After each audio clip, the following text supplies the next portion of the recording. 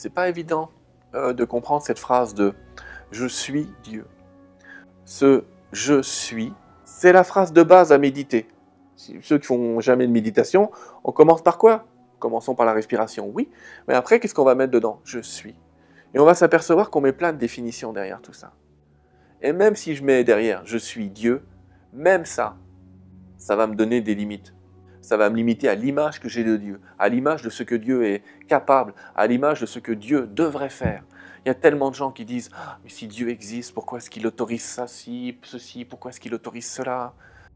Dès que tu commences à penser en 4, 5, 6, 7, admettons que tu penses en 8 dimensions, tu te fais très mal la tête.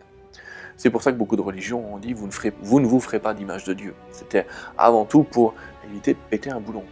Mais, et là c'est très important, l'univers est holographique.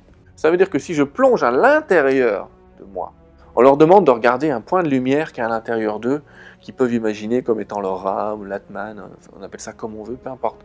Quand on va observer ce point de lumière à l'intérieur, quand on se recentre, bon, on va retrouver des choses qui sont partout. Parce que comme un hologramme, je vais zoomer, je vais finir par me retrouver. Mais entre-temps, j'aurais connu l'univers et les dieux, comme le disait cette phrase. Connais-toi toi-même et tu connaîtras l'univers et les dieux. C'est ça que ça voulait nous dire. Apprends à te connaître. Rentre à l'intérieur de toi, tu connaîtras l'univers et les dieux. Et toutes ces dimensions. Alors tu les connais dans une expérience qui s'appelle l'éveil. C'est une expérience où les gens qui ont connu de véritables éveils ne disent rien parfois pendant 10 jours. Tu ne peux pas revenir dans un monde en 3 dimensions avec des concepts en 26 dimensions. C'est pour ça que les guides ont aussi parfois du mal à nous expliquer déjà cette notion de temps qui n'est pas la même pour eux que pour nous. Ils ont du mal à nous expliquer qu'on donne beaucoup d'importance à des choses qui n'en ont pas. Ils sont obligés d'utiliser des périphrases, d'utiliser des modèles conceptuels qu'on pourrait éventuellement comprendre, ou d'inventer même des personnages, des mythes. On a créé des mythes pour pouvoir comprendre, on a créé des histoires pour pouvoir comprendre, on s'est créé toute notre histoire d'ailleurs pour pouvoir comprendre tout ça.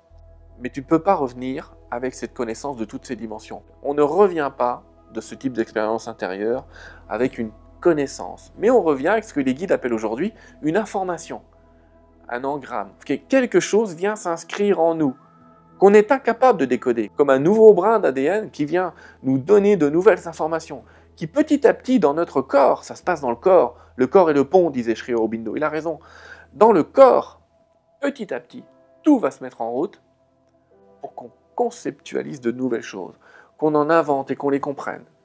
Et ça se fait tout seul, à l'intérieur. Et c'est pour ça que les gens qui ont fait des NDE, souvent, ils viennent dire « j'ai su que je savais ». Et je suis revenu, je ne savais plus rien. C'est pas que tu ne savais plus rien, c'est on ne peut pas emmagasiner dans un seul corps toute la mémoire de l'univers. On y a accès par ce point lumineux qui est interconnecté, interdimensionnel et fractal, holographique, comme je viens de le dire, mais on ne peut pas le ramener dans un corps. Mais c'est engrammé en eux. Et petit à petit, il y a des gens comme ça qui ont fait des NDE, qui se souvenaient de rien et qui ont eu des dons qui se sont révélés, des capacités qui se sont révélées, des échanges qui se sont révélés, parce que c'était dans le corps. Petit à petit, on va reprendre conscience, j'insiste parce que c'est déjà là, mais on va reprendre conscience d'une autre réalité, d'un autre potentiel, d'un autre visage de Dieu que nous sommes. On va reprendre tout ça à l'intérieur de nous. On n'en a pas été dépossédés, c'est nous qui nous en sommes dépossédés tout seuls, et on va s'offrir cette nouvelle liberté qu'on va appeler la liberté des étoiles, celle de savoir que nous ne sommes pas seuls, celle de savoir qu'il y a des êtres absolument merveilleux qui nous aiment et que nous aimons aussi, qui sont en contact avec nous, qui nous aident à avancer, et qu'avec eux, et avec les humains que nous sommes, qui sont aussi des êtres angéliques, on va devenir ce que nous avons toujours été, c'est-à-dire Dieu.